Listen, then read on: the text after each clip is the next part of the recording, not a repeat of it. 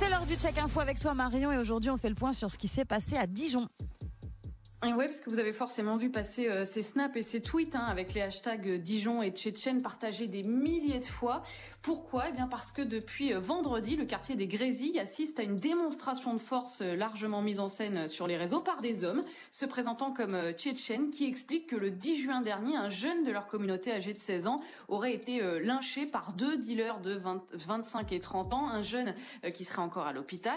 C'est ce qui aurait mobilisé ce groupe de Tchétchènes venus de toute la France pour intimider les dealers de la cité des Grésilles. C'est ce qu'a expliqué en tout cas cet homme anonyme à nos confrères de France 3. Nous, on n'est pas là pour tuer des gens. On est désolé qu'on a dérangé, peut-être on a fait peur aux gens et tout. Mais il vaut mieux avoir peur qu'avoir quelqu'un qui est mort en bas de bâtiment le lendemain matin, madame.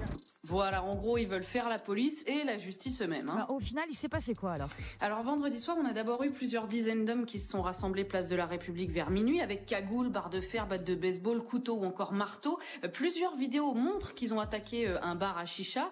Les policiers de la BAC sont très vite arrivés sur place et ont dispersé le groupe à l'aide de gaz lacrymogène. Quelques bris de verre et 10 blessés, mais ça s'est pas arrêté là. Le lendemain, même scénario, cette fois avec des tirs, toujours dans le quartier des Grésilles. Le gérant d'une pizzeria a été atteint. Ses jours ne sont pas en danger, mais aucune interpellation n'a pu être faite ce soir-là. Et enfin, dans la soirée de dimanche, rebelote, de nouveau des dizaines de Tchétchènes paradant en voiture dans le quartier avec des barres de fer. Il y a même eu un accident qui a fait le tour des réseaux, tu l'as peut-être vu, c'est une voiture qui a percuté un poteau avant de faire un demi-tonneau, mais à la fin, pas d'exaction, pas d'affrontement, donc pas d'interpellation. D'après les policiers, on a juste un groupe qui crie fort mais qui ne commet pas de délit. Mais est-ce qu'il y a quand même une enquête ouverte ?